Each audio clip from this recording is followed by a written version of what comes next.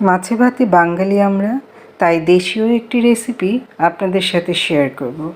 এটি অনেক জেলায় খুবই জনপ্রিয়।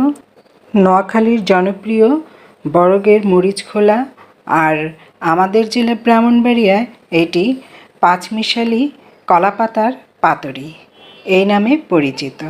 তাহলে চলুন দেখে নেওয়া যাক। প্রথমে কলাপাতা নিয়েছি, ভালো করে কলের নিচে রেখে ধুয়ে নিচ্ছি। একটি কাপড় বা নেট দিয়ে ভালো করে পরিষ্কার করে নিয়েছি। অনেক সময় অনেক ময়লা থাকে, সেটি পরিষ্কার করে নিয়ে পানি ঝরিয়ে নিলাম। আপনারা আপনাদের পছন্দ অনুযায়ী সাইজে কেটে নেবেন। আমার এটা অনেকটাই ভাঙা ছিল, সেই কারণে আমি মাঝখানের শক্ত অংশটা ফেলে এইভাবে পিস করে নিয়েছি। আর এই মাছগুলো নদীর টাটকা নতুন পানির মাছ। মাছগুলো খেতে খুবই স্বাদ। এখানে বিভিন্ন রকমের মাছ আছে, ট্যাংরা, চিংড়ি, পুঁটি, কাইকা এবং কিছু মাছের ডিম। এভাবে আমি একটা প্লেটে নিয়ে নিলাম মাছগুলো। এবার পেঁয়াজ কুচি দিয়ে দিচ্ছি, কাঁচামরিচ ফালি, টমেটো কিছুটা দিয়েছি। একটা টমেটোকে খুব চিকন করে কুচি কুচি করে দিয়েছি। ধনিয়া পাতা কুচি দিয়ে দিব পরে।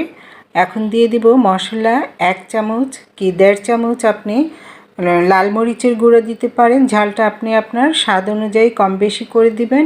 1 চামচ ধনিয়া গুঁড়ো, আধা চামচ হলুদ গুঁড়ো, সবগুলো সরিষার তেল দিয়ে মাখিয়ে নিচ্ছি। ভিউয়ার্স, মনে রাখবেন এই পাতুরিতে অবশ্যই সরিষার তেল দেওয়ার চেষ্টা করবেন, তাহলে স্বাদটা ভালো পাবেন। এবার হাত দিয়ে ভালো করে মাখিয়ে নিচ্ছি। ধনিয়া পাতা কুচিটাও দিয়ে দিলাম।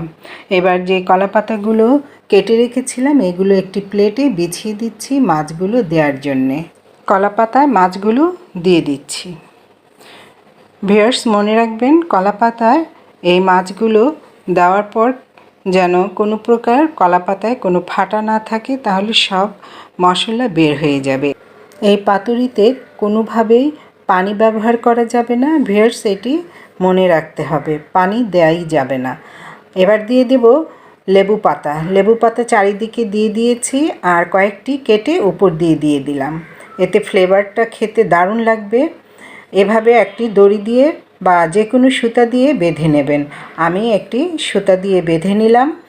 এবার চুলায় একটি প্যান বসিয়ে গরম করে এটি দিয়ে দিলাম, ঢেকে দিলাম। 10 মিনিট পর ফিরে এলাম, সামান্য একটু তেল দিয়ে দেব। ভিউয়ার্স, মনে রাখবেন যাতে কোনো অবস্থাতেই চুলার আঁচটা বেশি বাড়ানো যাবে না। বেশি বাড়ালে চুলার আঁচে কলা পাতা পুড়ে যাবে, কিন্তু ভিতরে মাছটা ভালোভাবে সেদ্ধ হবে না। এক পিঠ আমার হয়ে এসেছে। 10-15 মিনিট পর এটিকে উল্টিয়ে দিচ্ছি। আর চুলার ফ্লেমটি মিডিয়াম এবং লো হিটের মাঝামাঝি রেখেছি। এবার উল্টিয়ে দিলাম অনেক সাবধানে। যাই হোক, আবারও 15-20 মিনিট পর ফিরে এলাম। প্রায় আমার এটা হয়ে আসছে। একটা প্লেটে নিয়ে নিলাম। একটি কেচি দিয়ে সুতোগুলো কেটে নিচ্ছি। দেখুন এর ভিতরটা কত সুন্দর হয়েছে, দেখেই লোভ লাগছে, এখনই খেতে মন চাচ্ছে, তাই না ভিউয়ার্স? শুরু করে দিলাম। ভিউয়ার্স, ভিডিওটি ভালো লাগলে একটি লাইক দিতে ভুলবেন না। যারা পেজ থেকে দেখছেন তারা পেজটি ফলো দিয়ে রাখবেন, আর যারা চ্যানেল থেকে দেখছেন তারা চ্যানেলটি সাবস্ক্রাইব করে পাশে থাকা বেল আইকনটি প্রেস করে দিবেন। আবার দেখা হবে নতুন রেসিপিতে। সেই পর্যন্ত ভালো থাকুন। আল্লাহ হাফেজ।